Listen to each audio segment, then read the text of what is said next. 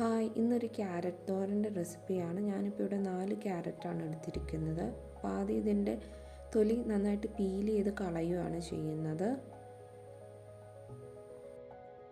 തൊലി പീൽ ചെയ്യുന്നതിന് മുമ്പായിട്ട് ക്യാരറ്റ് ഉപ്പിലും മഞ്ഞൾ വെള്ളത്തിലും ആയിട്ട് 2 മണിക്കൂറോളം ഇട്ട് വെച്ചതാണ്.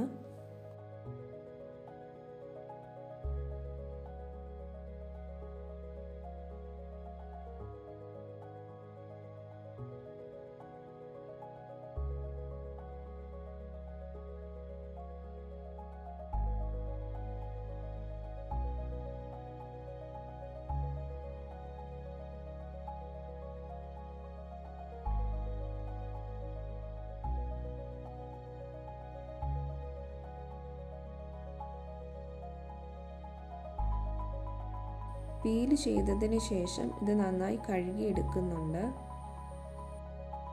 ഇതിലേക്ക് ഒരു സബോള എടുത്തിട്ടുണ്ട്. ഇതിന് പകരം ചെറിയുള്ളി വേണേലും എടുക്കാം. ഒരു ചെറിയ കഷ്ണം ഇഞ്ചി എടുത്തിട്ടുണ്ട്. വെളുത്തുള്ളി ഒരു 10-12 എണ്ണം എടുത്തിട്ടുണ്ട്.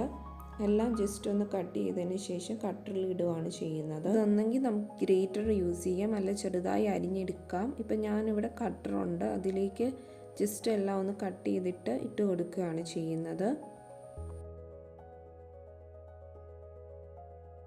ഇതിലേക്ക് വെളുത്തുള്ളി ഇടുന്നില്ല, വെളുത്തുള്ളി ജസ്റ്റ് ഒന്ന് കട്ട് ചെയ്തെടുക്കുന്നതേ ഉള്ളൂ.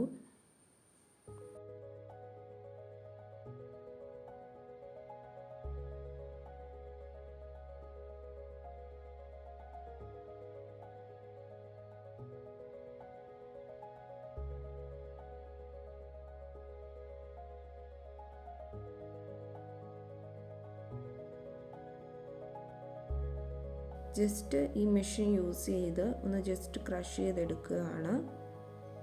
ഇത് ഇങ്ങനെ റെഡിയായി വന്നിട്ടുണ്ട്.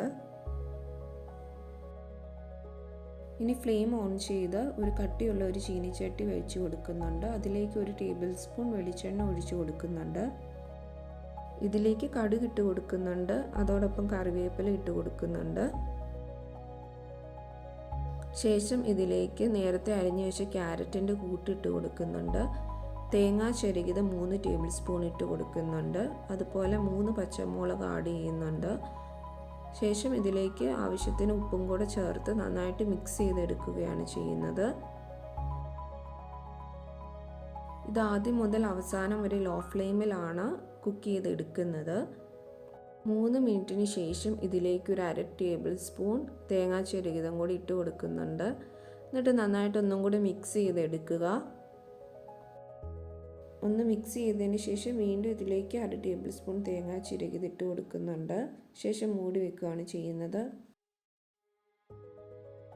വീണ്ടും മൂട തുറന്ന് നന്നായിട്ടൊന്ന് മിക്സ് ചെയ്തെടുക്കുക. ഇവിടെ എരിവും അതുപോലെ ഉപ്പൊക്കെ കറക്റ്റാണോ എന്ന് ഈ സമയത്ത് ഒന്നും കൂടി ചെക്ക് ചെയ്യണം.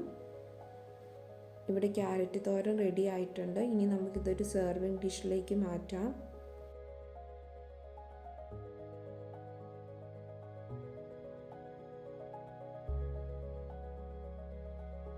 ഇതിന് മറ്റൊരു പ്രത്യേകത നമ്മൾ കണ്ടല്ലോ, ഇതിൽ സ്വല്പം പോലും വെള്ളം ചേർക്കുന്നില്ല. അതുകൊണ്ട് തന്നെ നല്ല ടേസ്റ്റി ആയിട്ട് ആവിയിൽ നന്നായിട്ട് വെന്ത് വരുന്നൊരു തോരനാണ്. അപ്പോൾ ഇതെല്ലാവരും ട്രൈ ചെയ്ത് നോക്കണേ. Thank you so much.